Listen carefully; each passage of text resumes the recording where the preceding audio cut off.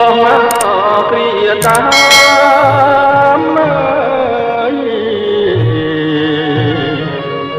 ចិនដាជួយផ្ដាំសន្សើមស្នេហ៍ស្និទ្ធណាចង់តែបានប្រាណមកណែបនិតតែនិស័យចិត្តអូនគ្មានអាណិតបាត់រៀងក្រក្រៃហើយតែគូក៏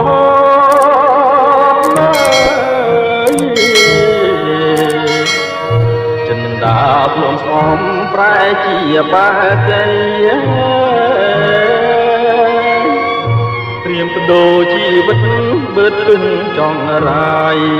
នេះសូដនស្រីបើសិនជាខ្សែក៏បងមិនស្ដាយកូនសែងហូតជាលីស្នាមលោហិតបញ្ជាក់រឿងពិតសញ្ញាពាក់ក្តីអូនបានសាច់ចាសំគូនិស័យមើលសែនជាតិលេ